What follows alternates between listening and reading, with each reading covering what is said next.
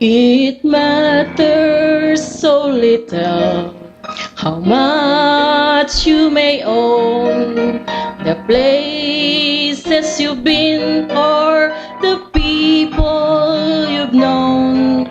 For it all comes to nothing when placed at His feet. It's nothing to Jesus, just memories to keep. Only one life, so soon it will pass. Only what's done for Christ will last. Only one chance to do His will. So give to Jesus all your days. It's the only life that pays. When you recall, you have but one life.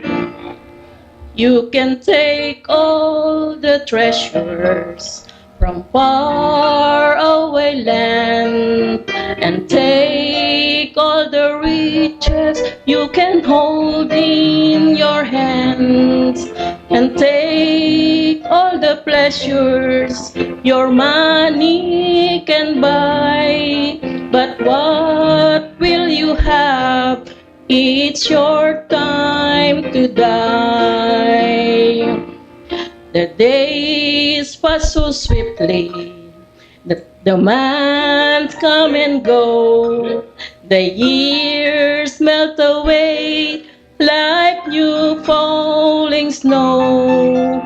Spring turns to summer and summer to fall. Autumn brings winter, then death comes to all. Only one life, so soon it will pass. Only what's done for Christ will last. Only one chance to do His will. So give to Jesus all your days. It's the only life that pays. When you recall, you have but one life.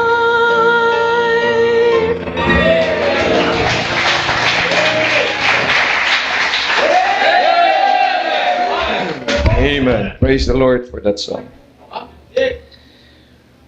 Tayo po ay hindi pusa na siyam ang buhay. Tayo nagpapasalamat sa Panginoon sa katotohanan na yan. And if we have one life, then we ought to live a life for Christ. Kung siseryosohin lang ng bawat isa sa atin ang katotohanan yan, ang mas maraming maliligtas. Mas maraming mag-involve sa choir, mag-involve sa Sunday school. Mas mapapabilis maabot natin ang ating development goals. You know why? Ay seryoso ang mga tao sa kanilang katotohanan na yan. Minsan kasi magandang the truth is right just there in in front of us. Pero malayo sa ating puso. Isang buhay lang meron ka, kapatid. At yung buhay na yan, kaya tayo nabubuhay, ay para paglingkuran ng ating Panginoon. One day, you're going to die anyways. At wala makakaligtas niyan. At kapag tayo ay humarap na sa Panginoon, ay atin nang ipagsusulit ang lahat ng ating mga ginawa. Kaya nga doon sa langit, and God shall wipe away all their tears. Bakit may iyakan pa sa langit? Sapagkat doon, marirealize ng maraming mga Kristiyano they had all the opportunities to serve God. Especially if you're a member of Christian Bible Baptist Church. Dito po sa Los Baños. Because you have all the opportunity to serve. Araw-araw sa isang mananampalataya ay may pagkakataon na maglingkod sa Panginoon. Mondays we have classes in our theology. Tuesday, Wednesday, we have our soul winning. Thursday, our prayer meeting. Friday is our doctrine class. Saturday is our whole day soul winning. Sunday is for the Lord. Amen. At lahat na yata ng mga ministry ay we start to open sapagkat gusto natin ang bawat isa ay makabilang sa ministry at makapaglingkod sa Panginoon. Because that's the only way that we can prepare people to meet their God. Pag tayo ay humarap na sa Panginoon, ang tatanungin ng Diyos, kung ginawa mo ang kanyang kalooban, only one life. You have only one life. At nawa ay ma-realize natin ito ng maayos. No? Kayong mga kabataan, you might have all your, years ahead of you. Pero tandaan niyo kahit kabataan kayo, po pwedeng maging maiksi ang buhay. Marami na akong nakakita mga bataan, teenagers that they have died. And even younger. So hindi ho yan dahil bata ka pa, ay maging you do not take seriously your life as a Christian. If you're saved tonight, think that song dapat lamang ay tumatak sa iyong puso at yan ay mag-encourage sa iyo na ikay maglingkod sa Panginoon. Amen? Amen? Okay. At kung ikaw ay tinatawag sa isang ministry, bakit hindi mo gamitin na yan para sa gawain ng Diyos? Kailan ka maglilingkod sa Kanya? Kailan mo ibibigay ang boses mo? Kailan mo ibibigay ang talento mo magturo? Kailan ka maglilingkod? Kailan ka magdadala ng kaluluwa? Sabihin mo pag ikaw ay matanda na o kaya pag kayo nakatapos na, kailan? Yan na kung hindi ngayon, kailan pa? At sabi naman ng isang awitin, kung hindi ngayon, ni-revise niya, huwag na lang. Kung hindi ka ngayon maglilingkod, sa tingin mo ay meron ka pang pagkakataon, boast not thyself of tomorrow, for thou knowest not what a day may bring forth. Malang mga kamatayan dyan, maraming nga naghanda para sa kanilang kamatayan, pero hindi pa rin mamamatay-matayan. Oh. Pagkatapos sa yung hindi ka nahanda, ay bigla na lang dumarating sa iyo. Life is just like a vapor. It appeareth for a little time and then vanisheth away. Yan po ang buhay natin. Kaya habang may pagkakataon ka, maglingkod ka sa Diyos. Habang ikay nabubuhay, bukas ay kung bibigyan ka ng Diyos ng pagkakataon na mabuhay muli, makabangon ka pa, paglingkuran mo ang Panginoon. Do not have a separation of your service to God with your work. Hindi sasabihin na paglinggo ka na lang maglilingkod. You can serve God tomorrow. If God allows you to live, you can serve God in your offices. You can serve God doon sa inyong mga pamilya. You can serve God sa inyong mga kapitbahay. You can serve Him anywhere. Kaya nga ho, bilang mga mananampalataya ay hindi yung pagpunta natin sa simbahan, sa totoo lang, kapag kayo nakaupo dyan, hindi ka naman naglilingkod sa Diyos. Siguro sa Bisaya, maglingkod man at magtindog. Kaya kayo naglilingkod. Tama ba ako? Lingkod ay upo. Pero hindi ho yan ang maglingkod sa Diyos. To serve God. In fact, if you come to church and you just sit down, you are always being served. You are being served by the choir who sings songs to the Lord. You are being served with the Word of God when the Sunday school teacher teaches the Word of God. When the pastor preaches, you are being served of the Word. Kaya ang tanong, ano ang gagawin mo para maglingkod sa Diyos? Uupo ka na lang ba? Dapat ikaw ay maglingkod sa Panginoon. You've got to serve Him. Paano ang paglilingkod? Well, we have so many ways to serve the Lord in the church. Kaya nga may choir, kaya may usher, kaya lahat, mayroon niyang ministry tayo sa deaf and mute, kaya mayroon tayong ministry sa mga bata. Alam niyo yung mga nandun sa nursery at sa mga toddlers, they are serving you. Imbis na kayo nag-aalaga sa kanilang mga anak, sa inyong mga anak, inihalatag natin sila doon. At may nagbabantay. At tinuturuan siya. They're serving you. They're serving God. Yung mga prayer warriors, they would go after, pagkabasa natin ng salita ng Diyos, pupunta na sila doon at mananalangin. They're serving you. Pinapanalangin, hindi lamang yung preacher, pinapanalangin ang bawat mga makikinig. And see, the prayer warriors, so, lahat ng mga ministries natin ay mga bagay, paraan para makapaglingkod sa Panginoon. That's why there will be no Christian who is a member of Christian Bible Baptist Church, Los Baños, that would say, I have not the opportunity to serve God. You have always the opportunity. Maraming mga pagkakataon na makapaglingkod sa Panginoon. Kahit bata pa, look at the kids, they sing songs for God. They practice. Mga bata pa yan, pero sila ay naglilingkod sa Panginoon. They come with us sa soul winning Saturday and Wednesday. So, bilang mga anak ng Diyos, matutunan natin. You can invite people. You can, pwede kang ikay magsundo. Hindi na lang palaging ikaw ang sinusundo, kundi ikaw din ay nagsusundo ng mga tao. That is a service to God. Amen? Kaya nga kung ikay nagdadala ng bisita, it's a service to our God. Kaya bilang mga anak ng Diyos, matutunan natin because you only have one life to live. And if you died tonight, can you face God with all your heart? At sasabihin mo, Lord, I have served you well. At sasabihin ba ng Panginoon, welcome, thou good and faithful servant.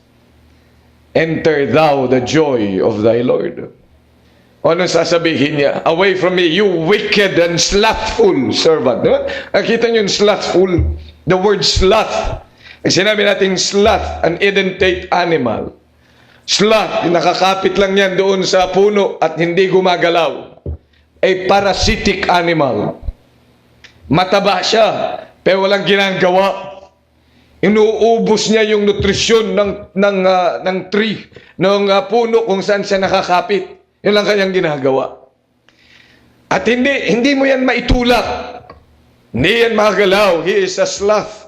Kaya ito ang reference ng ating Panginoon nung sinabi niya, this is a wicked and slothful servant. Wala siyang ginagawa sa Panginoon. Kaya ngayong gabi, I encourage you that you look for a place in the church where you can serve our God. Amen? Merong paraan, merong lugar paano maglingkod sa Panginoon. You only have one life. May mga lugar kung minsan, may mga bagay dito sa ating simbahan na ginagawa na walang nakakakita. But it's still part of our service. Alam niyo, gumagawa ng acts, yung nababasa natin, akala natin yan ay may nagsabi lang magkaroon ng acts. And there was acts. Babasahin na lang natin. Hindi ho, meron yan magpupuyat. Pagkatapos ay habang nagsa-Sunday school lesson kayo, ginagawa ninyo yung crossword puzzle, hindi na nakikinig sa Sunday school teacher. Pero sa totoo lang, mayroong nag-isip para diyan. And you can serve there. Yung bagay na yan ay hindi nakarating sa inyo na hindi nakatiklop. Paano natiklop yan? Dahil ba nagsabi, Acts, tumiklop ka mag-isa. No, someone came early in the morning and started, yan ay tupihin at ipamigay. Service to God. Hindi yung mga nakikita. Yung pagpupunas ng upuan yan, nakakatuwa, di ba? Tayo, pagdating natin, uupo na lang tayo. Hindi natin iniisip kung yan ay madungis, kung yan ay maputik, kung yan ay may mga nakalagay na mga bubble gum. Na pag upo mo, pagkatapos ay madidikitan ka. You have faith that you can just sit down and then you can listen to the Word of God. But somebody else wiped that for you. Someone served the Lord. Kaya nga, bilang mga anak ng Diyos, tingnan natin, yung sa CR na inyong pinuntahan, hindi yan malinis kakagad. Lalo na pag maraming tao at maraming bata. Iba't ibang klase paggamit ng CR, may mga nakatuntong, may mga nakatayo. May mga ngayon lang nakagamit noon.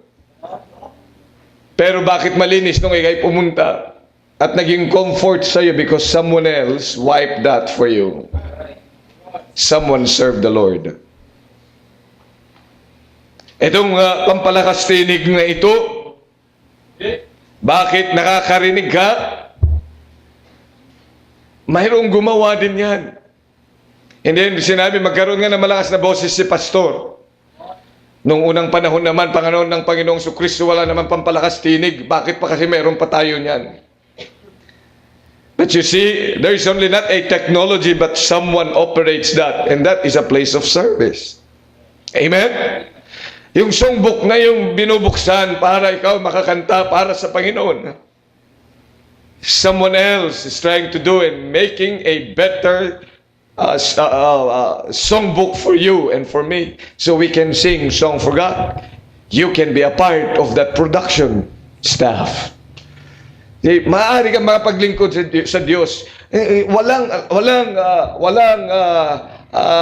masasabi na miyembro ng Christian Bible Baptist Church wala siyang puwang. Meron. Ay, kita nyo yung lugar natin na nagkakaroon na ng mga halaman. Dati kinakalbo yan. Pag may halaman na, may mangkakalbo. Pag meron ng mga bulaklak, tatanggalin. Bakit? Ano nangyayari? Pinapatubo nga. Ay, makikita nyo, maganda. Pagdating ni Pastor Ed, sabi niya, ang ganda naman na yung palm trees na yan. Sabi niya, ang ganda niya na. Alam mo, maganda rin yan kung paglagyan mo doon sa paligid. Praise the Lord. Yeah, natuwa sila sa nakita. Ewan ko lang sa inyo, napapansin nyo yun. Yeah, maganda pag ikay dumadaan dyan, para kang isang hari at isang reyna, naglalakad, na parang may mga nakaganyang mga sundalo sa'yo habang lumalakad ka dyan. At kung yan ay malalagyan pa ng mga bulaklak at lalagyan ng bakod na plastic na puti, di lalong maganda. Paglalakad ka diyan ay para ka naglalakad sa paraiso at makaayaw mo na pumasok sa simbahan. Magpapapicture ka na naman yan. But someone fixed that for you. See, someone else did a work for the Lord. Kaya wala hong, bilang mga anak ng Diyos, matutunan natin maglingkod sa Panginoon. Now, this is not the preaching, it's just an encouragement. Bilang anak ng Diyos, maghanap ka ng lugar na ikaw'y makakapaglingkod. Amen? You have a place always. You have a place. Kaya mga bago, hindi para sa mga matatanda na o sa mga matatagal na ang paglilingkod sa Diyos. Bago o kaya luma, they are all the same in the Lord. Remember, yung kunento ng Panginoon, there are those that were last, and yet they became first. And there were those that were first, and they were last. Sa paglilingkod sa Panginoon, hindi ho paunahan yan. Paglilingkod sa Panginoon is availability. You make yourself available. Amen? And you can serve God. At kapag ikay nandyan na, ginagawa mo, may pumapansin man o wala sa iyong ginagawa, just do it for the Lord because your service is for God. Amen? Kaya bilang mga anak ng Diyos ay dapat nating matutunan yung bagay na yan. Okay, let's all stand up please. Colossians chapter number 1. Colossians chapter 1, we are studying, we have started to study this church or the book of Colossians. And in general, I would say that the book of Colossians is a book about steadfast Christianity. Matibay na pagiging Kristiyano. Matibay na simbahan. At ito ang mga dahilan. Kaya ngayon po ay nasa Colossians chapter 1 and let us read verses 1 to 8. At read verse 1, you read with me in verse number 2 at hanggang sa makarating tayo sa verse number 8. If you are there, please say aloud, amen. Amen. Okay. Paul, an apostle of Jesus Christ, by the will of God, and Timotheus, our brother, to the saints and faithful brethren in Christ which are at Colossae, grace be unto you and peace from our God, Father, and the Lord Jesus Christ. We give thanks to God and the Father of our Lord Jesus Christ, praying always for you, since we heard of your faith in Christ Jesus, and of the love which you have to all the saints, for the hope which is laid up for you in heaven, whereof you heard before in the word of the truth of the gospel, which is come unto you as it is in all the world, and bringeth forth fruit as it doth also in you, since the day ye heard of it, and knew the grace of God in truth. As you always learned of Epaphras, our dear fellow servant, who is for you a faithful minister of Christ, who also declared unto us your love in the Spirit. Muli dakilang Diyos, pagpalain niyo po ang mga talata na amin pong binasa at amin nga pong pag-aaralan ang naisin mo upang ang bawat isa sa amin ay maging matatag na mga Kristiyano. Ang simbahan ay maging matatag sa inyo at maging ang bawat pamilya ay maging malakas na naglilingkod sa inyo. Tulungan niyo po ang bawat isa sa amin as we start to study the book of Colossians. At tulungan niyo po kami, Panginoon, na ang mga prinsipyo na to ay amin nga pong panananganan at punuin mo po ng mga karunungan ang bawat isa sa amin upang patuloy na makapaglingkod sa inyo na hindi nga po nabubuhay kahit marami pong mga pagsubok at kahit maraming mga pagbabago sa amin nga pong paligid. Maraming salamat sa pagkakataong ito sa pangalan ng Panginoong Hesus na aming samtalangin. Amen. Okay, please take your seats. Now, I entitled tonight our lesson, Steadfast Christianity Stems from Knowing God's Grace. Ang matibay na pananampalataya, pagiging Kristiyano, ay nag-uugat sa pagkakilala natin sa biyaya ng Panginoon. Now, the word knowing is the key word there. Nandyan po sa verse number 6. Which is common to you as it is in all the world, and bringeth forth fruit as it doth also in you, since the day ye heard of it, and what? Knew the grace of God. Yung word na knew ay hindi lamang yung nalaman mo by mere of instruction or knowledge, but it is knowing even all the intricacies of the thing that is known. Ibig sabihin, kagaya ng isang asawa na nakilala niya ang kanyang kapartner o kanyang kabiyak, na alam niya maging ang kanyang pasikot-sikot at ang lahat ng kanyang bituka, ika nga sa Tagalog. Na alam mo ang kung kailan siya magagalit at alam mo kung kailan siya makikiliti at alam mo kung kailan siya alam mo ang dahilan, alam mo ang mga bagay na yan. Why? Because you know the person. Hindi lamang yung alam mo yung kanyang pangalan o kaya yung birthday. Hindi lang yun dahil alam mo ang kanyang edad o kaya ang kanyang size ng paa o kaya ng bewang nung dalaga at ngayon ay you don't care. But you know every bit of that person, inside and outside, ang kanyang intellectual na kalalagayan, ang kanyang emosyonal na kalalagayan. That is to know. It's just like when Adam knew Eve. Now, bakit minsan maging sa atin, sa larangan ng pagiging Kristiyano, bakit may mga Kristiyano na masasaya kahit pa napakaraming mga problema? Bakit may mga Kristiyano naman na they have the same footing pero hindi nakakatagal? Do you know the difference? Because of the knowing of the grace of God. Yung mga hindi tumatagal, hindi kasi nila kilala ang biyaya ng Diyos. Kaya sila nagkukwit, kaya sila nawawala. Yung mga nawawalan ng gana sa mga salita ng Diyos, yung mga bagay na yan, ito po ay hindi nila talagang nakikilala kung ano ang biyaya ng Panginoon. Kaya nga, kalimitan, yung mga mabubuhay, yung mga madaling mawala, yung mga madaling matumba na mga Kristiyano, mga masasaya dati yan na nag-umpisa, excited sa gawain. Maging mga tagapaglingkod ng Diyos, like choir members or Sunday school teacher, makikita mo dati ay masigasig.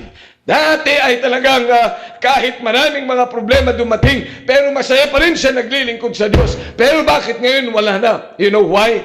Because he has not known the grace of God.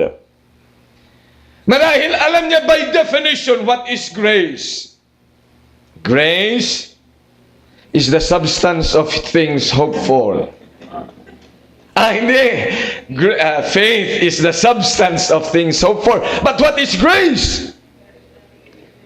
Grace is spelled G-R-A-C-E. Grace is what? The unmerited favor of God. Most of the times we know that by definition, but we don't know it by operation. Hindi natin alam kung paano ito gumagawa sa ating buhay. Hindi natin ito nararamdaman. Hindi natin ito nakikita. Kaya tayo ay hindi nagtatagal sa gawain sapagkat tayo po ay kulang sa pagkakilala sa biyaya ng Diyos. Kaya nga bilang mga anak ng Panginoon, even the book of Colossians is said that you must know the grace of God.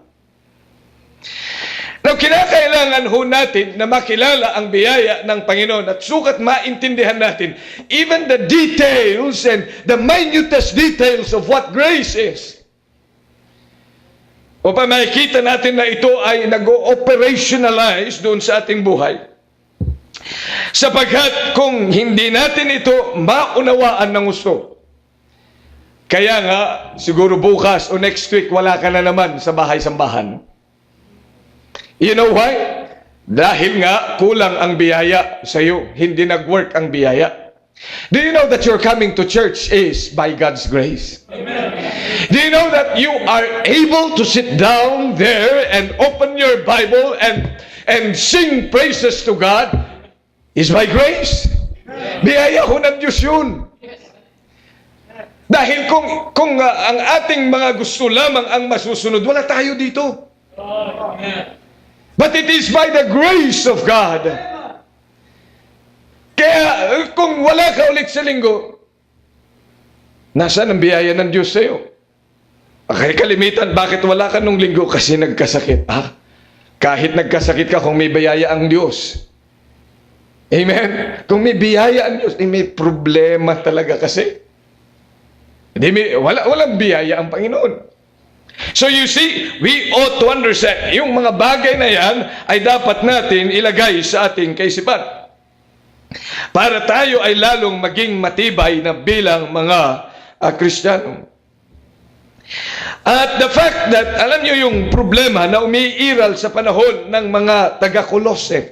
Remember our study last week, na ang syncretism, o yung combining ideas from other philosophies and religions with Christian truth, ito yung isa rin sa mga dahilan kung bakit nagiging mabuhay ang mga tao. Kaya nga, maging yung biyaya ng Diyos, they have mutilated the grace of God.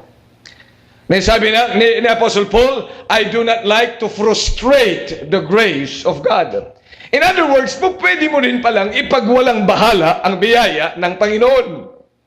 But if you know exactly what the grace of God is, hindi mo yan ipagpapalit kahit na ano pa. Sapagkat alam mo yung biyaya. Amen? Pero kung hindi mo kilala talaga, then kaya nga, kapag binago mo ngayon yung katotohanan patungkol sa biyaya ng Diyos, because you have imbibed other learnings or other ideas or other philosophies from other religions, from Judaism, from Greeks, and from all other practices. At tapos inilagay mo diyan sa simbahan, nilagay mo yan sa iyong kaisipan. Kaya nga, nagiging mabuhay ang isang mananampalataya. Madali siyang magbago. Now, ito ay higit na umiiral sa ating panahon, mga kapatid. Kaya nga, yung Christian rock is a product of syncretism. They have combined. Sabi nila, ito namang mga rock lovers na ito, ligtas naman na sila. Well, I don't question their being saved. Kung sila ay naligtas dahil nakarinig sila ng gospel at sila ay tumanggap kay Kristo, nagsisi sila ng kanilang kasalanan at sila ay naligtas, then they're saved. Amen? Marami tayong mga rock lovers, rock music singers na talagang mga nangaligtas. At nung sila ay naging Kristiyano na, ay meron pa silang carry over noon. So pati yung Amazing Grace, hindi siya sanay na awitin yung tempo ng Amazing Grace ng 3-4. Amazing Grace, how sweet the sound. Amen. So yun yung tama. Kaya lang dahil nasanay siya sa headbangers, hey, Amazing Grace, how great has sound. Nasanay kasi siya, kaya nga, sabi na, hindi ba po pwede rin ng Christian rock? So, yun ang tinatawag nating produkto ng syncretism. Kaya nga may Christian, kaya meron din tayong tinatawag na contemporary Christian music. Ito yung mga binago na mga awitin. Bakit? Kinakailangan i-imbibe nila yung kanilang mga gawi at iniligay sa simbahan. And so the church became worldly and the world became churchy. Oh, at tingnan niyo anong kanta nila. Hallelujah! Pagkatapos sumunod doon sa kanta, akala ko talaga, wow, it's a Christian music. Hallelujah! Hallelujah! Mamaya biglang mirak. Narinig niyo na yung awiting yun? Oo, kasi ako'y sumasakay ng bus. Sabi ko, pambayra, Christian itong bus na ito. Ayun pala, may kasunod na iba. I see, they try to bring the music of the church and then they put it in the world. At yun naman ay bumibenta. Yan, syncretism. Kaya yung mga tao, hindi na pupunta sa simbahan, pareho lang naman pag nasa sanlibutan. Kaya nga yung iba, hindi na rin napunta ng simbahan kasi may TV naman. Amen. Sa pag may TV, bubuksan nila yan. Pagkatapos napapunta pa sila doon sa nagmumura.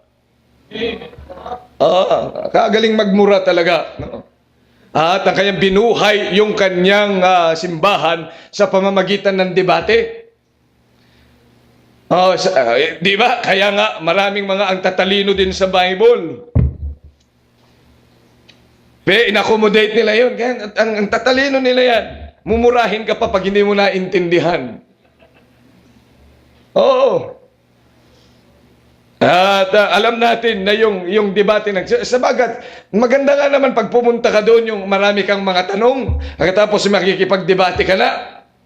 Oo, itanong mo kaya pagkatapos ay debate na. Akala mo naman ay alam na alam niya. Alam mo yun, parang si Ernie Barunden yun. May computer din siya at merong tagakuha ng mga word na yan. Kaya akala mo ay alam na alam niya, memoryado niya. Hindi. Meron yung teknolohiya na kapag, ito bang tinanong niya, ito yung mga verses na yan, lalabas na yan. Tapos ikaw naman, ang galing talaga ni Soriano. Wala talaga. Kaya nga, ang sabi niya, itanong nyo nga sa mga pastor nyo kung alam niya kung nasaan ang Diyos noong hindi pa nilalalang ang sanlibutan. Saan nakatuntong ang Diyos? Sabi mo na, nga wala pang sanlibutan. Saan ba nakatuntong nga ang Diyos? Aba, magandang palaisipan.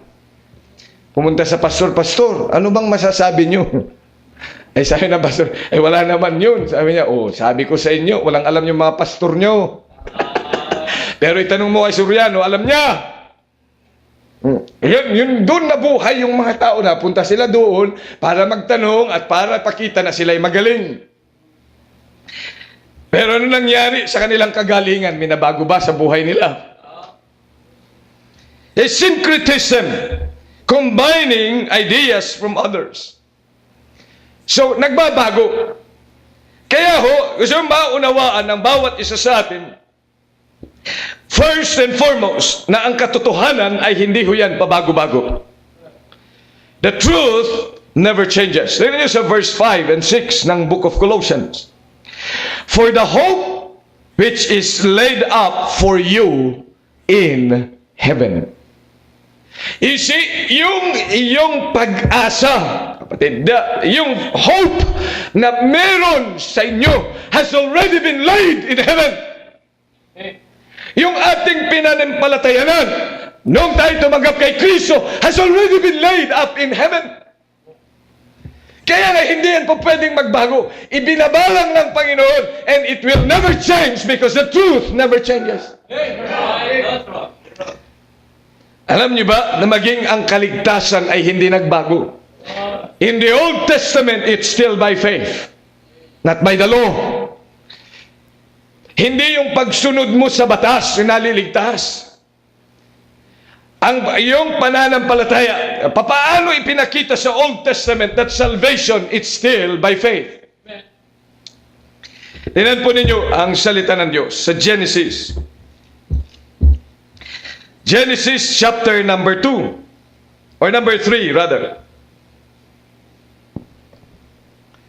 Verse number 21, and Adam also, and to his wife did the Lord God make coats of skins and clothe them. Naisip nyo na ba saan kukuha ng Panginoon ng coats of skin? Pag sinabing coats of skin, yung ibinalabal sa kanila. Kasi noong sila magkasala, si Adam at si Eve, gumawa sila ng damit nila made of fig leaves. So, sila nagbalabal. Pero hindi tinanggap yun ng Diyos. Ang ginawa ng Panginoon, pinaltan niya yung kanilang ginawa. At ano ang ipinalit niya? Coats of skin. Saan kinukuha yan?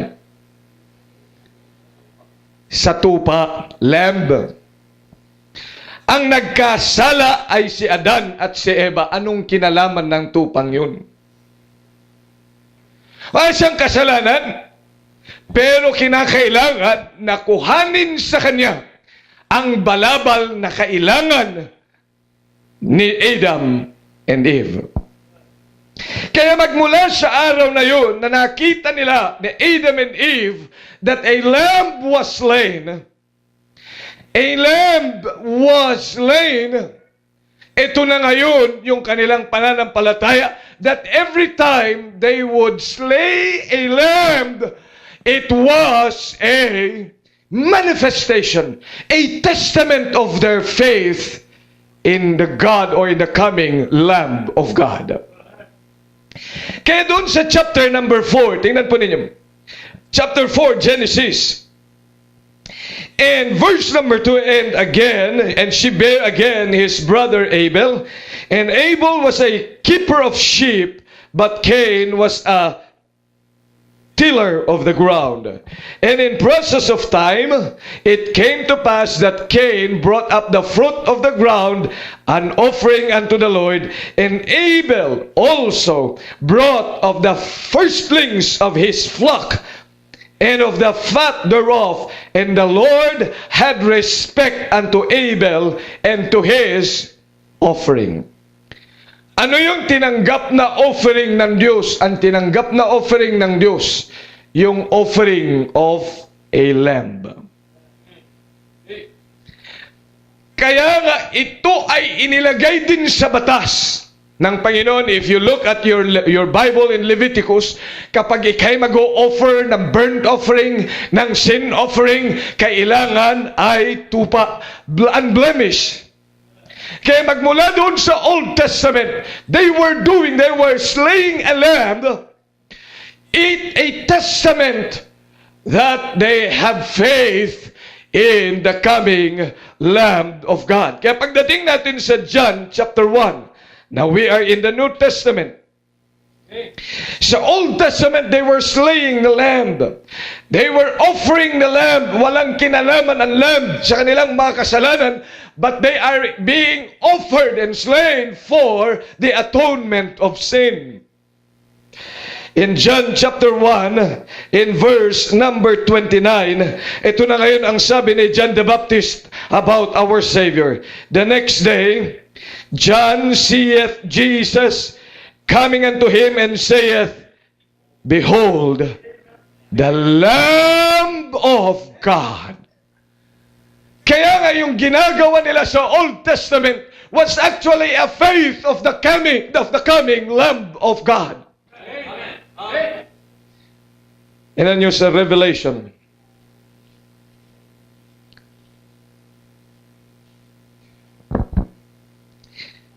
Revelation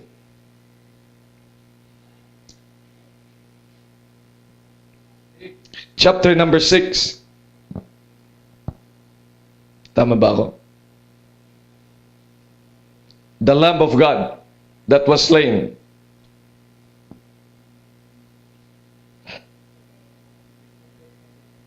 Chapter 13? Okay, chapter 13. Tingnan nga natin. Chapter 13, in verse number 8. And all that dwell upon the earth shall worship him, whose names are not written in the book of life of the Lamb, slain from the foundation of the world. Sa makatuwid, ang Panginoong Jesucristo that was slain at Calvary, meron ng prefigure in the old, in eternal past. It was slain from the foundation of the world, that Lamb. Kaya ho, yung katotohanan ng kaligtasan hindi nagbago. Amen? Kaya sa Old Testament, yung mga noon pa, at hanggang sa ngayon, and in the future, it will always be through the Lamb of God. It will always be through Jesus Christ. Kaya, maunawaan natin, kailanman ay hindi nagbabago. Sabi ni Apostle Paul, hope that was laid up for you in heaven. Kaya yung tinanggap natin na tagapagligtas, who was slain on the cross of Calvary, who died on the cross of Calvary, is that Lamb that was slain since the foundation of the world.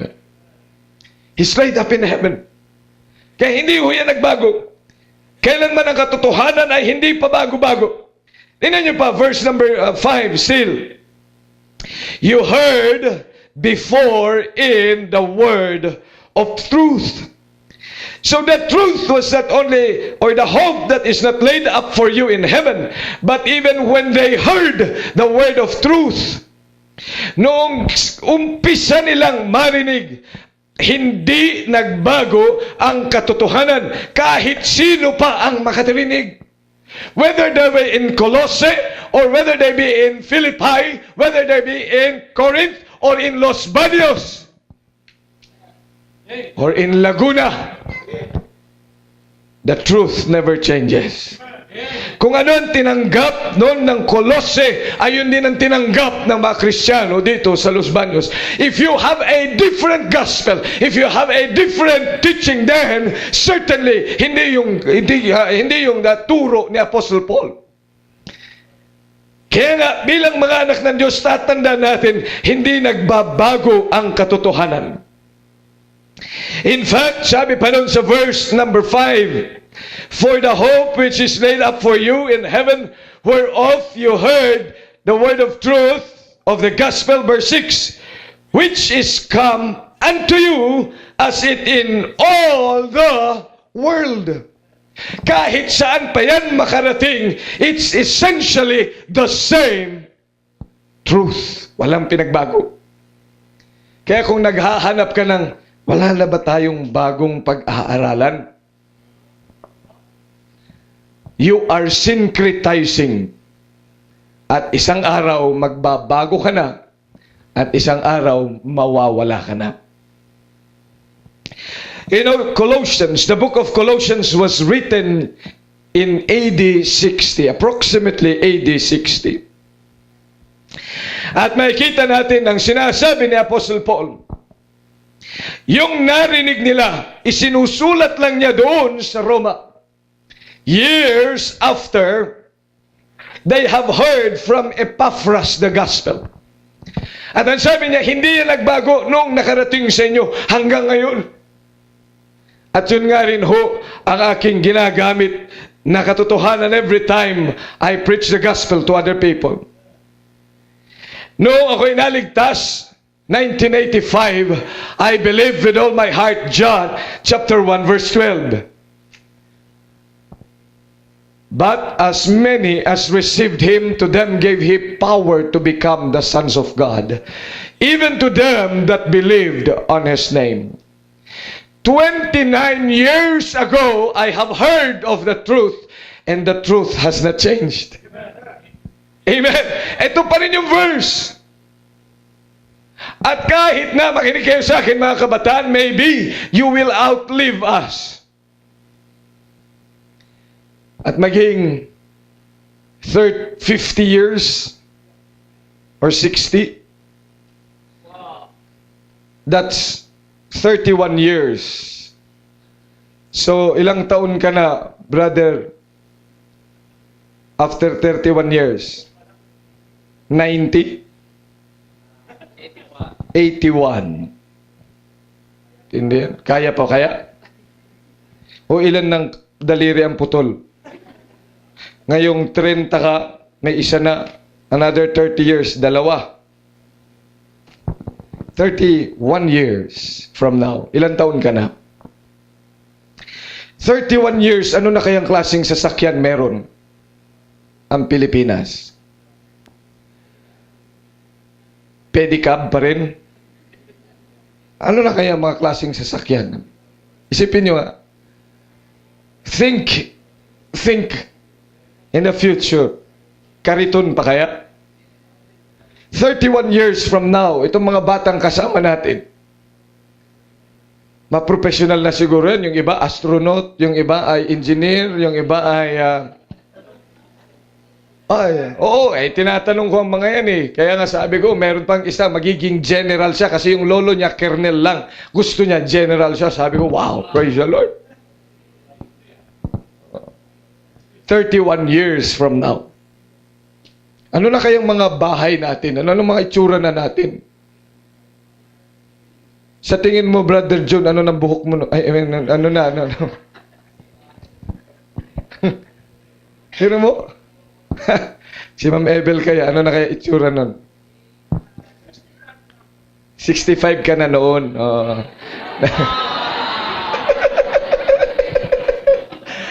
Ganyan ho talaga pag nakakarating na sa mga ganong edad, makakalimot na o nagsisinungaling. Dalawa lang yun eh.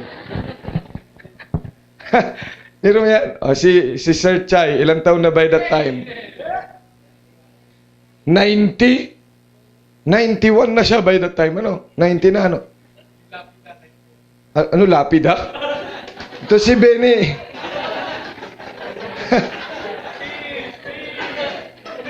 Pero tingnan niyo.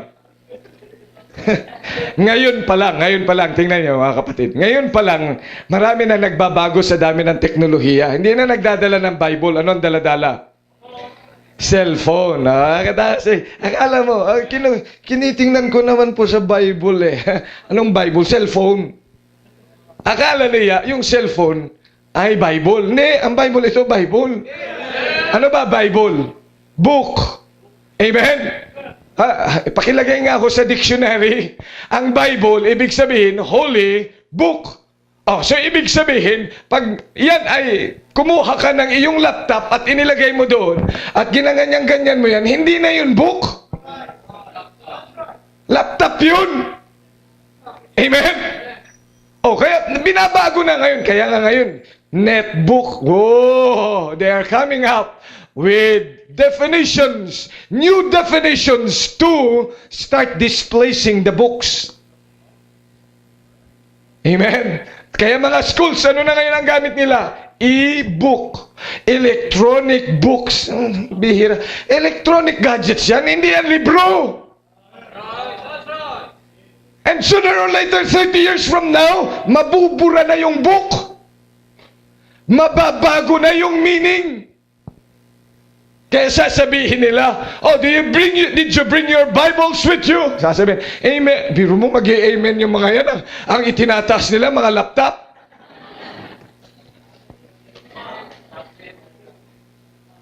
Kasi nga binabago, alin yung mga meaning syncretism. Binabago nila yung mga meanings yan. Kaya bilang mga anak ng Diyos, ay alamin mo ang ibig sabihin ng bawat salita. It never changes. May mga pastor nga na yan ang gamit. Pag nagpipreach, hindi na talaga Bible ang hawak. Anong ba hawak? Mga cellphone, mga laptop, nagpa-PowerPoint. Okay lang kung mag-PowerPoint. Kaya lang dapat dala-dala mo Bible mo. We're saying, hindi natin gagamitin. We're not saying na hindi na natin gagamitin yung teknolohiya. Pero hindi ka lalabas sa katotohanan. Sapagkat ang katotohanan ay hindi magbabago. Kaya nga ang sabi ng Panginoon, write the book. Write the book. It is the book. So when it came to them, even as into all the world, it was the same. The Bible was written by 40 writers in a span of 1,600 years. But essentially the same truth. Pero mo yun, sinulat ang laman. Makinig maigi. Ang laman ng Biblia ay isinulat ng at least 40 people. Holy men of God. At ang taon ng kanilang pagsusulat na kumpleto yan in about 1,600 years. At hanggang ngayon ay walang mali ang salita ng Diyos.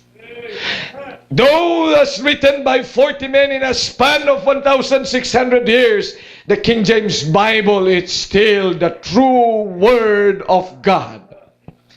Hindi yan ho nagbago kahit kailan. Sabi nga ni King Solomon, there is nothing new under the sun. Sabi din ni Dr. Ed, if it is new, it is not true. If it is true, it is not new. Pero alam niyo, sabi ni Spurgeon, let us stop from quoting from the fathers, but let us go back to the words of the grandfathers. Anong ibig niyang sabihin? Sapagkat itong mga pastor ng mga late 1700s, 1600s, nangangaral sila from the quotations of the church fathers. Sino mga church fathers? Not Apostle Paul. Ito yung mga pagkatapos na nina Pablo, pagkatapos ng mga apostles, there are still church fathers. Like the likes of Origen, the likes of the other writers. Marami siyang mga writers. At sa kanila, doon siya nagko-quote. Kaya sabi ni Spurgeon, dapat wag na doon. Ang puntahan natin yung grandfather. Sino ba grandfather? Apostle Paul, Apostle Peter, Apostle John, ang mga propeta, Isaiah. You go back to them. Because the truth never changes. At kung ano sinabi ng propeta ni na Moses, still the same today. And it will never change. Heaven and earth shall pass away, but my word shall not pass away. Ano sabi ng Panginoong ni David sa Psalm 89 verse 1? Forever, O Lord, thy word is settled in heaven. Ano sabi ni Pedro? 1 Peter chapter 1, look at your Bibles. Verse 24 and 25, for all flesh is as grass, and all the glory of man as the flower of grass. The grass withereth, and the flower thereof fadeth away. But, what is it? The word of the Lord endureth forever. And this is the word which by the gospel is preached unto you. It never changes. Yan ho, ang dapat nating maunawaan.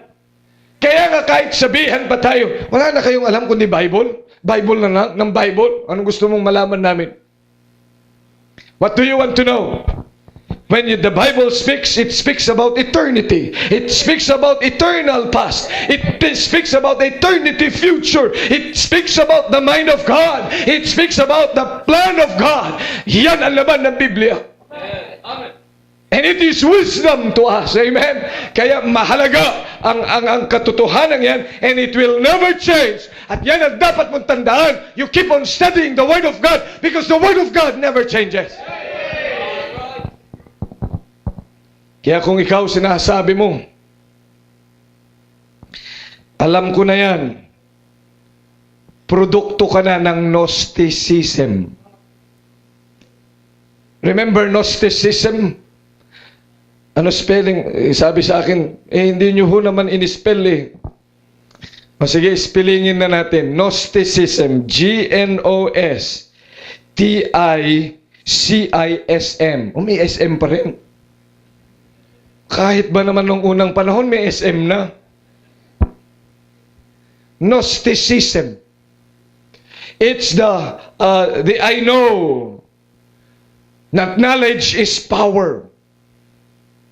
Kaya mga taong yan na lang nang yun, alam ko na yan. Ito, mga remnant ng Gnostics. I know. Kaya bilang mga anak ng Diyos, pag-aralan natin ang salita ng Panginoon. Amen? So the truth never changes. Next, the truth has fruits. Ang katotohanan ay laging may bunga. Yan ang totoo. Kung ikay nasa katotohanan, mayroon itong bunga sa iyo. Hindi po pwedeng hindi. Ano sabi ng verse number 6? Colossians chapter 6, or chapter 1, verse 6. Which is come unto you as it is all in the world, and what? What does it bring? Bringeth what? Forth fruit. Yan ang totoo, ang katotohanan na yung tinanggap, meron at meron niyang bunga. Ano sabi ng Panginoon? When the Word of God comes to us, Isaiah chapter 55. Isaiah chapter 55.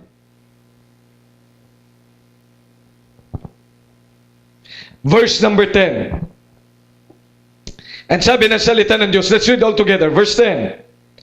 For as the rain cometh down, and the snow from heaven, and returneth not either, but watereth the earth, and maketh it bring forth and bud, that it may give seed to the sower, and bread to the eater, so shall my word be, that goeth forth out of my mouth. It shall not return unto me what? Void, but it shall accomplish that which I please, and it shall prosper in the thing whereto I sent it. Ang katotohanan na yan, dapat mong tandaan, kapatid. You just preach the Word of God. You just preach the gospel, and let God bring the changes. Kahit kung minsan sa tingin mo ay parang walang nangyayari, parang lang, hayaan mo, you just preach the Word because it is what the people need. Yan po ang dapat nating tandaan, sapagkat kung minsan tayo'y tumitingin sa mga nakikita natin, but you see, the working in their heart is the work of God in their hearts. At isang araw, makikita mo na nagbubunga sa kanyang buhay ang salita ng Panginoon. The truth. And sabi sa verse number 8, who also declared unto us your love in the Spirit. Sino yun? Si Epaphras, sabi niya, who declared unto us your love in the Spirit. Paano i-declare ni Epaphras yung pagmamahal na yan kung hindi niya nakita? You see, even Epaphras was able to see the fruit of the Word of God in Colossae. Kita niya, at itong nireport niya kay Apostle Paul. Nakikita ko. Kaya nga sabi sa James chapter 2, verse number 24. James chapter 2. Ano po ang sabi ng salita ng Diyos? Ay, basa po natin, verse number 24.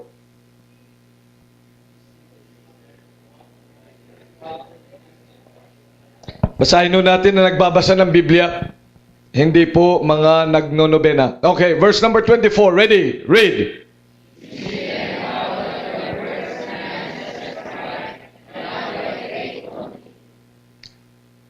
Ye see then how that by works a man is justified and not by faith only. Bo, mukhang kailangan by works pala yung justification. Yes, justification in the sight of men.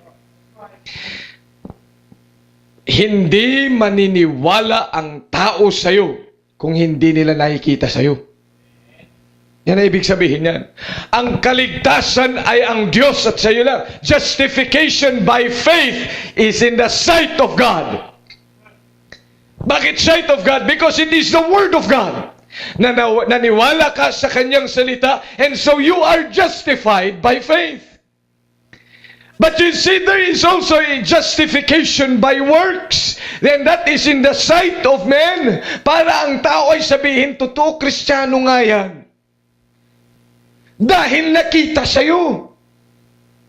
Dahil yung katotohanan na yung tinanggap, it is now manifesting in you. So wala ho yan, hindi ho yan, ikaw'y gumawa ng mabuti para maligtas. No! Hindi yan ang sinasabi ng verse.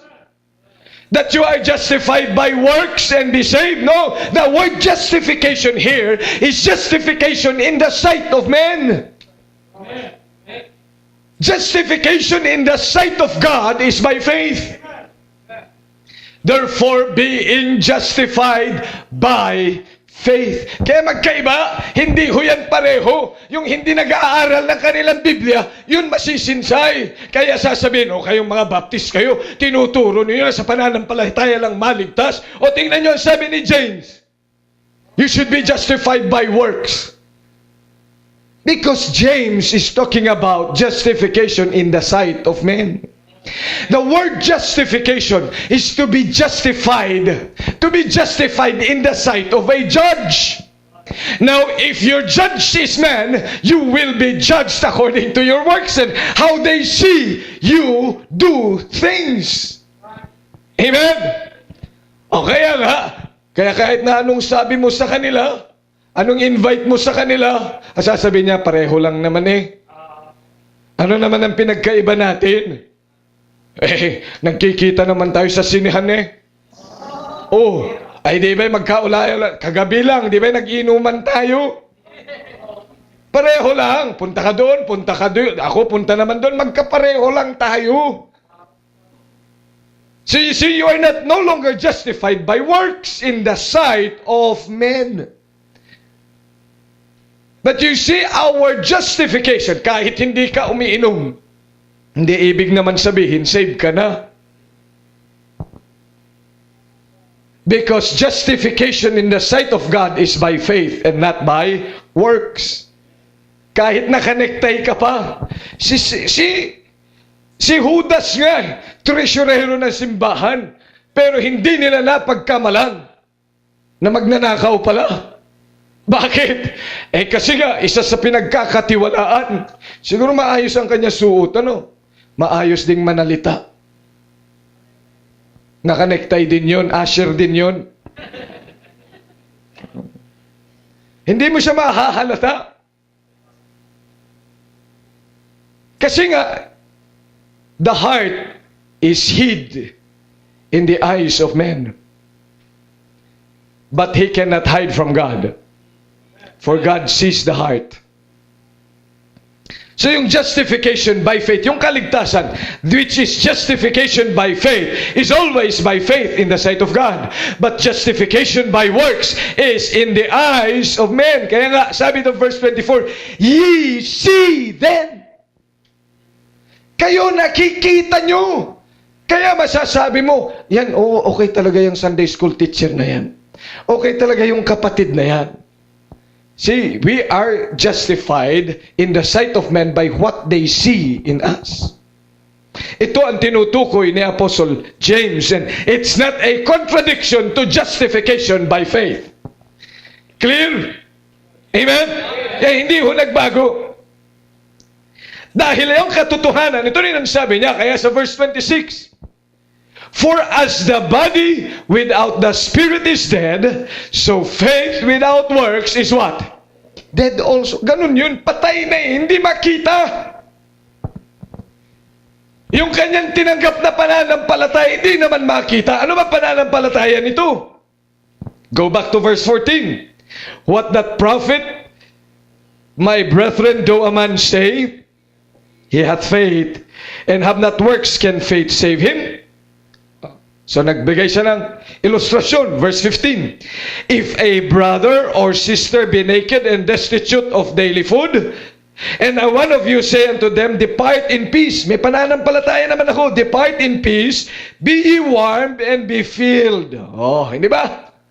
Nananampalataya ako na ikaw ay makakakain, na ikaw ay magkakaroon ng damit. May pananampalataya ako, ipagpipray kita, kapatid. I have faith. Pero sabi niya, notwithstanding, ye give them not those things which are needed to the body, what doth profit? Anong pakinabang yung sinabi mong ipagpipray kita? Ay samantalang kailangan na niyang damit. O kaya ng pagkain. Tapos yung ref ninyo, nabubulok na dahil hindi mo makain. Hello? At sasabihin mo, I have faith. God is going to fill you. Kapatid, pagpipray tayo, alam mo, nakukuha lang yan talaga sa panalangin. So I have faith that God is going to fill you. Hindi ka pababayaan. Sige, depart in peace. Sige, umuwi ka na. May baka naman bumagsak dyan yung lechon kawali, adi may kakain ka na. Ay, yan ang sinasabi ni Apostle James. Yung mga Kristiyano kayo, ay dapat gumawa ka ng mabuti para sa kapwa mo. Yun ang sinasabi na. Pag hindi ka gumagawa, your faith is dead. Amen? Ay, yung pananampalataya sinasabi mo, he will be filled. Kinakailangan makita. Kaya nga, kinakailangan, ito po yung tinatawag na bunga ng atin pong pananampalataya. The fruit of our faith. At makikita natin, you must understand, ladies and gentlemen, that magbubunga ka kung ikaw ay itatanim at ikaw ay lalago. Kailan ka humingi ng bunga sa mga seeds pa? Itong seed na ito, magbubunga ito. Pero nakatago. Yung mga seeds ng okra, imaasa ka ngayon tag-ulan. Pag yan ay itinanim, dami na naman yan, bunga ng okra. Kaso, hindi mo itinanim, nandun lang sa kwarto. Pagkatapos ay after 6 months, sabihin mo, oh, nasaan na yung okra? Dapat may okra na kami. Walang okra, hindi mo lang tinanim. Now, what's my point? You must be planted properly so you can grow and you can bear fruit. Amen? Saan tayo itatanim? Psalm chapter 92. Psalm 92. Saan ka dapat maitanim? Psalm 92.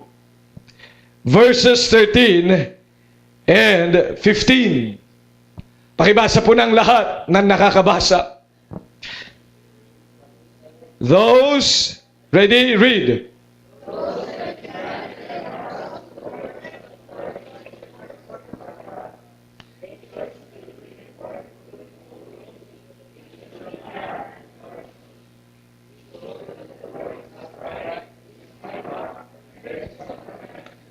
Amen? Yung mga itinanim sa bahay-sambahan ng Diyos. Kaya nga, kung ikaw ay itinanim dito, dito ka magtagal. Kaya ka inilagay dyan ng Diyos upang ikaw ay lumago and take roots at isang araw, magbubunga ka rin. Ay, paano ka magbubunga? Hindi ka naman nakatanim. Hello? Kaya nga, dapat nandyan ka. At ano ang ginagawa pag ikay nakatanim? Verse number 1. It is a good thing to give thanks unto the Lord and to sing praises unto the name, O Most High God. Ay dapat matuto kang kumanta kasi. Marami naman, kaya hindi niya ma-enjoy yung service niya dito. Ayoko nun sa inyo. Ay ayaw kumanta. Hello? Anong gusto niyang kantahin? I did it my... Gusto kong bumait pero di ko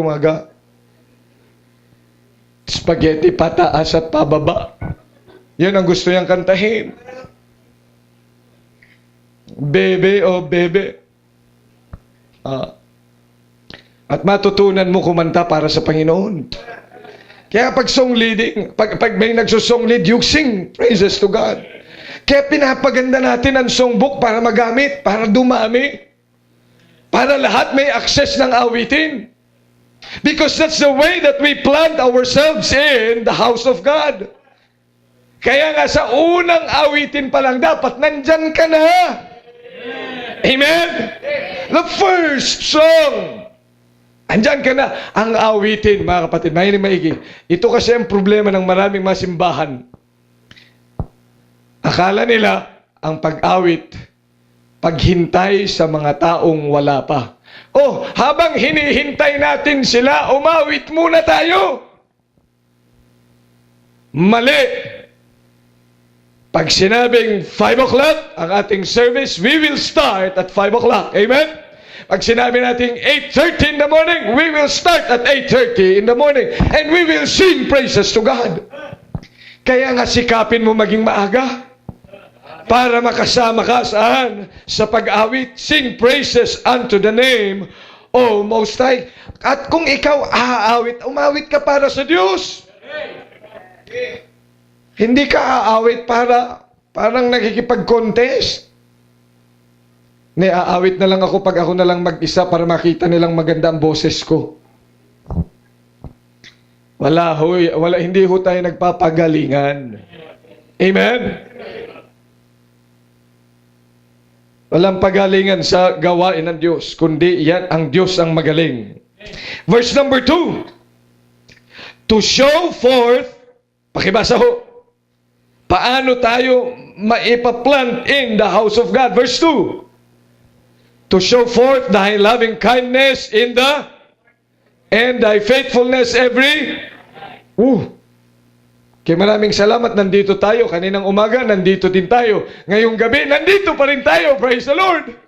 Amen. In the morning and in the evening. Siyempre, nakita na kayo mga kapatid, yung halaman na palipat-lipat. Nung nailag tanim, ay, mukhang mali yan. Michael, ilipat mo. Kinabukasan, makita, mukhang mali na naman dyan. Michael, pakilipat mo nga ulit doon sa kabila. Ano mangyayari sa tanim na yan? Dapat in the morning and in the evening. Verse number 4, ano sabi? How do we be planted? For thou, Lord, hast made me glad through thy work. I will triumph in the works of thy hand. Ikaw mismo ay makaranas ng gawa ng Diyos, hindi yung gawa mo. Ang galing ko talagang umawit. Yan, gawa mo yun. Dapat yung gawa ng Diyos, doon ka matuwa. Yun ang dapat mong tinitingnan. Ang galing talaga ng Panginoon sa buhay mo. Yan ang dapat. Doon ka nag-excel. Ang galing talaga ng pampihira. Ang bait talaga ng Panginoon sa Kanya. That's why we listen to testimonies. Biro mo si Raymart, malaki na ang boses.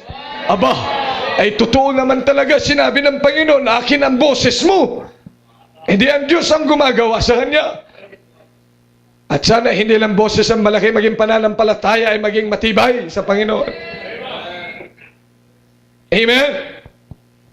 At lalong maglilinis ng CR.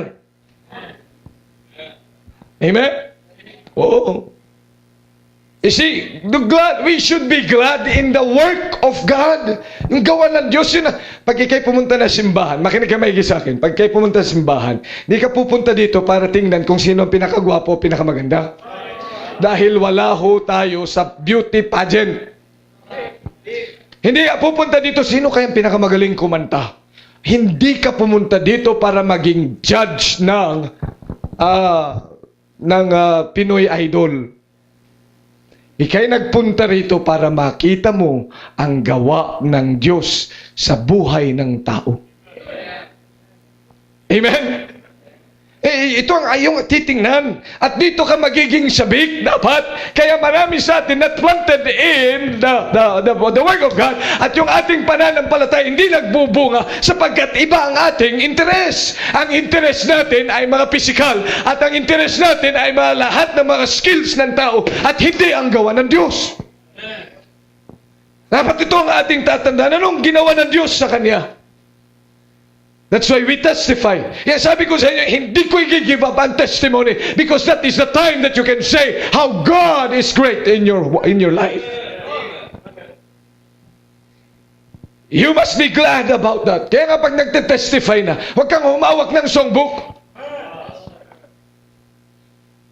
Makinig ka kung papaano ang Diyos. Kahit pa sabihin natin hindi siya magaling magsalita. Totoo naman may mga taong nabibless ka dahil maayos ang kanilang salita. Maganda ang kanilang exegesis. Maganda ang kanilang exposition sa kanilang testimony. At meron din naman, meron talaga, yung paikot-ikot. Hindi ka natutuwa na nakapag-testify siya kahit paikot-ikot yan. Di ba mahirap mag-testify? Biro mo, testify mo tungkol sa ginawa ng Diyos tapos magsisinungaling ka? Ay kung hindi ka ba naman tamaan nga ng kidlat? Ay hindi ba? Si King Herod. Have you read about King Herod? When he was displeased about them, he came in there and he orated and spoke to them. At ang sabi ng tao, oh, the voice of God. At sabi ko sa inyo magaling ako magsalita. At siya, sa oras na yun, siya ay namatay. Because he did not give God the glory. Kaya bilang mga anak ng Diyos, yun ang hahanapin natin. To be glad in the work of God. Pag kayo nakakita, kumakanta. Pag kayo nakikita, nagsolo. Nagsolo kanina. Amen? Hindi tayo nagpapagalingan, but we see the work of God in their lives. Na totoo yung mga awiting ito.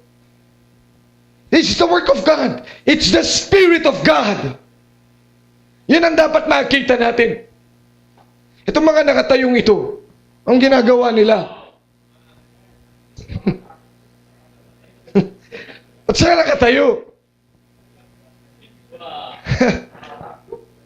Ano bang purpose nila? Ano bang purpose mo dyan? Nakikita nyo ba? Paano ba gumagawa ang Diyos sa kanila? Kung wala ito dito, ninanginira na naman ng mga bakod dyan. Ayan naman ang kanyang gawain nun Di ba? Ay, di ka matutuwa. Praise the Lord. Buti na lang may simbahan. Kung walang simbahan, alam nyo ito? Panay kwentong barbero yan Tapos gaganyan-ganyan na ngayon yan, kahit sumisemplang. May mga paganyan-ganyan pa siya.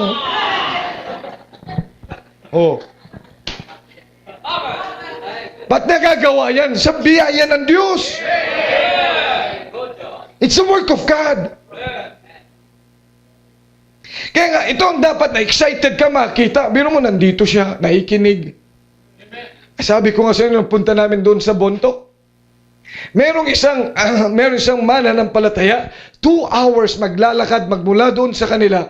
Pagkatapos sasakay siya ng jeep bago makarating kina Pastor Anglog. Pero alam niyo yun, si Mrs. Mataag, yung kanyang anak, Bible student, doon sa BHBC, naging estudyante ko rin. Yung anak niya, nakagraduate na. Pero alam niyo yung nanay na yan, hindi talaga makaintindi, maigi ng Tagalog o kaya ng English. Pero alam niyo, nung nagpe-preach ako, naawa nga ako. Alam ko doon kasi sa somewhere there, hindi talaga mahilig sa Tagalog, mas mahilig sa English. Nasanay na ako na mag-Tagalog. So, pagkatapos ay nagtatry ako mag-Ilocano, kaya sanay ka na pag magsasalita. Pag sanay ka na sa lengguwahe na yun, ang hirap na mag-shift. Pero alam niyo, yung ali na yun, nandoon, nakikinig. Nakausap nga ni Benny. Oh, nagkaintindihan sila. Hindi ko alam paano sila nagkaintindihan. Pero alam niyo, ang talagang sinaluduhan ko doon sa ali na yun, maglalakad sila ng 2 hours, sasakay, pagkatapos makikinig ng salita ng Diyos, magtsatsaga. Hindi ko pa nakita yun na sumimangot sa kung ano man, o kaya yung tutulog na lang kasi hindi niya maintindihan. Hindi na lang ako pupunta, hindi ko naman maintindihan, pero naroon siya, nakikinig ng salita ng Diyos. Pagkatapos ay nung makipagkwentuhan kami kung ano yung lengguwahe niya, sige, salita siya ng kanyang lengguwahe. Maintindihan namin o hindi, basta nagsalita siya. She can express herself. But she's not afraid about it. And she's happy doing that. Pagkatapos uuwi sila. Kasi gabi yun, kinakailangan bukas pa sila umuwi. You see? Because she was planted in the house of God. At yung anak niya nakatapos na, magpapastor na rin kung siya'y tatawagin ng Diyos.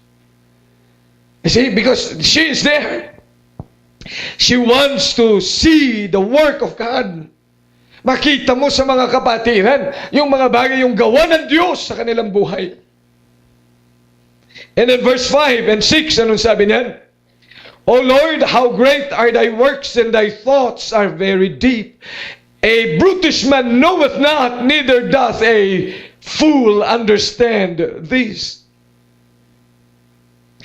Alam kung bakit mahaba-haba ang ating mga preaching at mga pag-aaral ng salita ng Diyos? Kasi marami hindi makaintindi. Naiintindihan mo ba kung bakit napapahaba kung minsan? Kasi nga, hindi makaintindi, kailangan ipaintindi. Hello? Because it's the mind of God. It takes time. When you read the Word, when you listen to the Word, it takes time to understand the great mind of God. Kaya ka nagpupunta sa simbahan para maunawaan mo, ano ba ang kaisipan ng Diyos patungkol sa bagay na ito? Ano ba ang kaisipan ng Diyos patungkol sa pag-aasawa? Ano ba ang kaisipan ng Diyos patungkol sa mga awitin? Ano ba ang kaisipan ng Diyos patungkol sa paglilingkod? Ano ba ang kaisipan ng Diyos patungkol? That is the reason why you come. Ang kaisipan natin, yan ay limitado. But the mind of God is great. And so it takes time to understand the mind of God. See, to be planted in the church is to start to see and look unto the mind of our God, of our great God. Verse 10, but my horn shalt thou exalt, like the horn of the unknown, I shall be anointed with fresh oil. Ang oil po diyan signifies the Holy Spirit. To be planted in the house of God is to experience the filling of the Holy Spirit. Maranasan mo din, kapatid, na mapuspos man lang ng banal na spirito. Makinig ka maigi sa akin. Are you saved? Are you saved? Are you saved? Amen. If you're saved, the Holy Spirit dwells in us. But you see, the filling of the Holy Spirit is another thing. Kinakailangan maranasan mo rin bilang anak ng Diyos na ikaw ay mapuspos ng banal na spirito. Ang tanong, napuspos ka na ba ng banal na spirito? Yung napuspos ho, hindi ho yung umikot yung kanyang ulo dyan. Pagkatapos nauntog siya sa katabi. At sabi na bigla siyang nagising. Napuspos ng Holy Spirit? Hindi. Inantok ho yun. Ano napuspos ng banal na spirit? When He is able to proclaim the Word of God. That is to be filled with the Spirit. To be filled with the Spirit is that you get your Bibles with you and preach it to other people. That is to be filled with the Holy Spirit. Nakaranas ka na ba? Yung iba kasi kala nilang filled of the Spirit.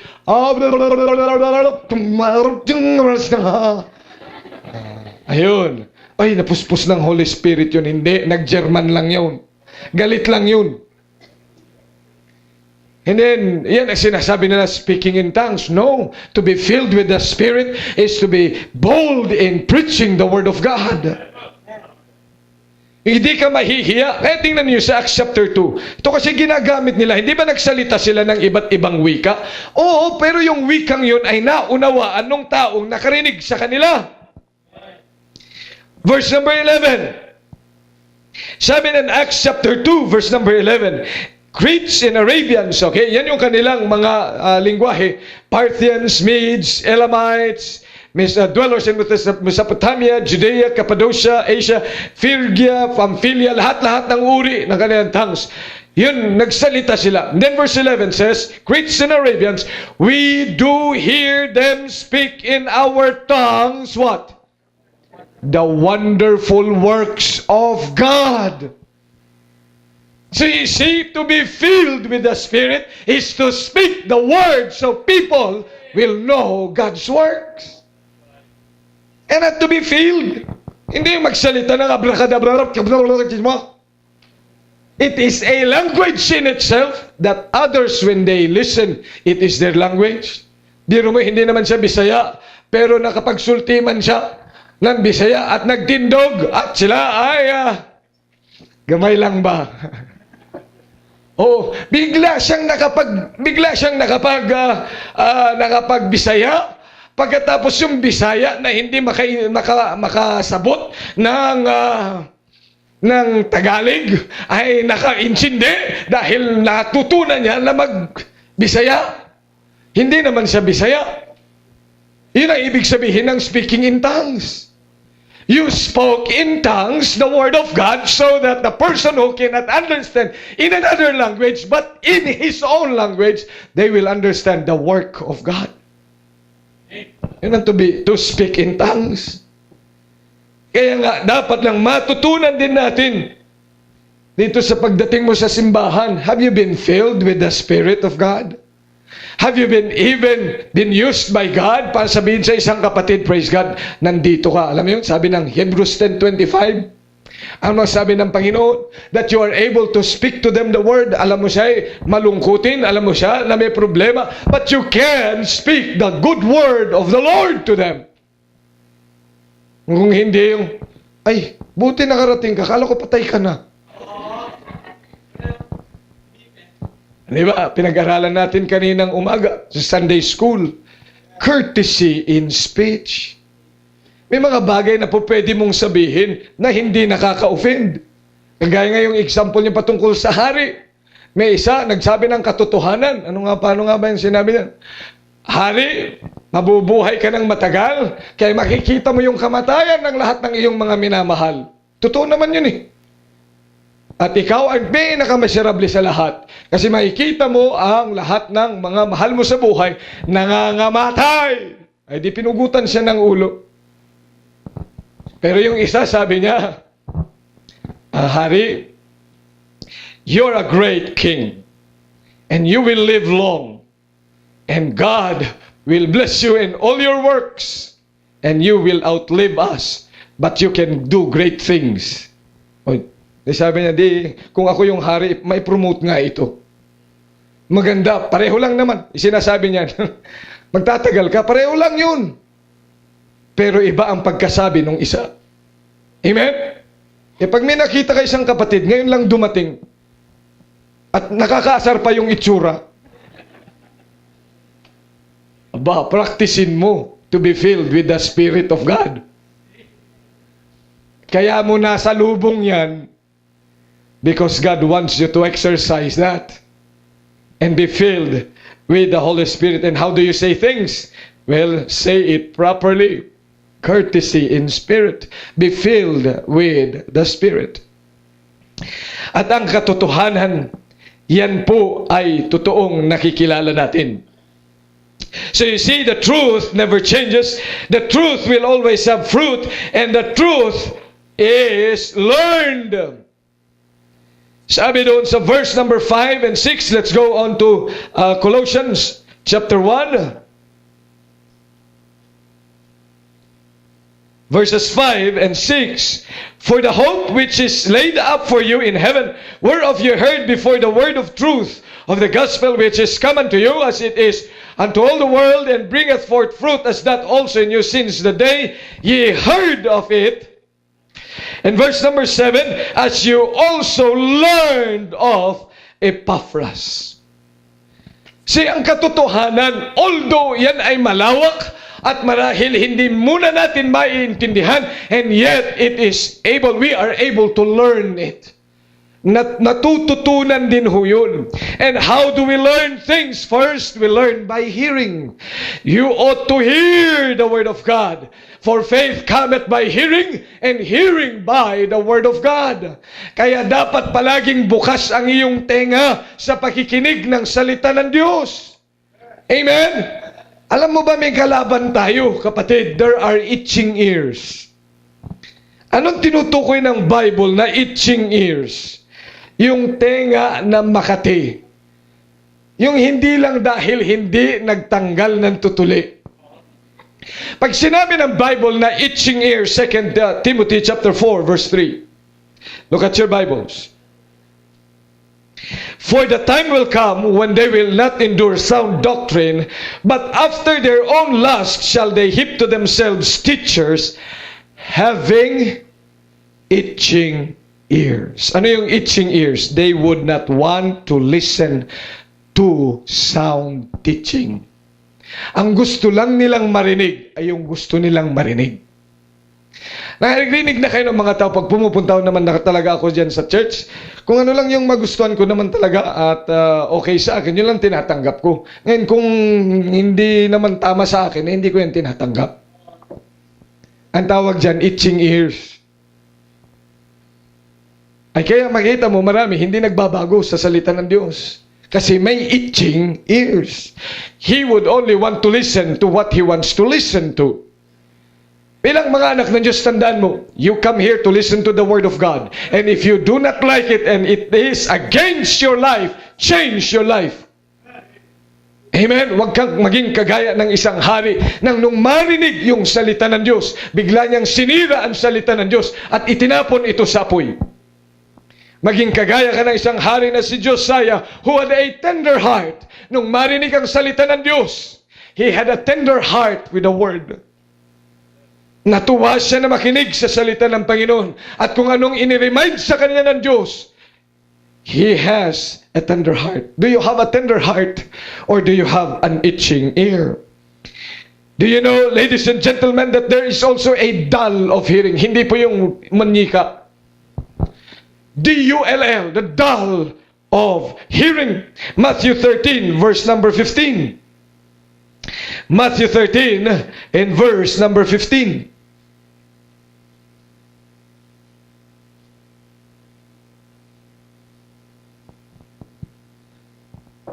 For this people's heart is wax gross, and their ears are what? Yan, mabagal nang tumanggap. Mahina na ang resepsyon. Parang kung minsan, di ba, pag nagtatagal, humihina na yung resepsyon. Ano nga yung first point ng preaching? Amen. Ano nga yung pangalawa? At yung pangatlo? Yan. Amen. May mga matitindi pa rin ang kanilang tinga, pero may mga dull. Wala yatang nakuha. Sa haba namang sermon yan, wala pa rin siyang nakuha. Meron pang famine of hearing. Do you know that there is a famine of hearing? Tingnan nyo sa Amos chapter 8 verse 11. Ang sabi ng Panginoon, I will what?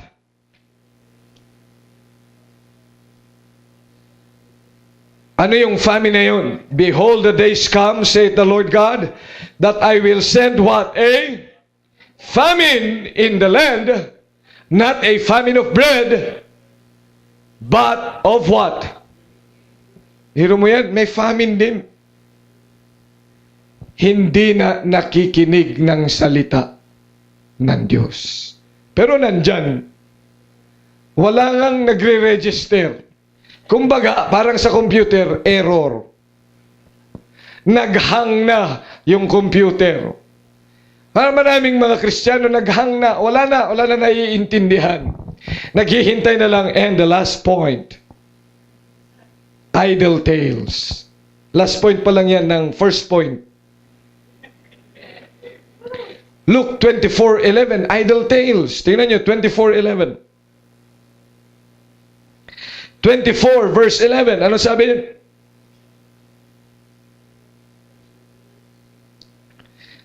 And their words seemed to them as what? Idle tales.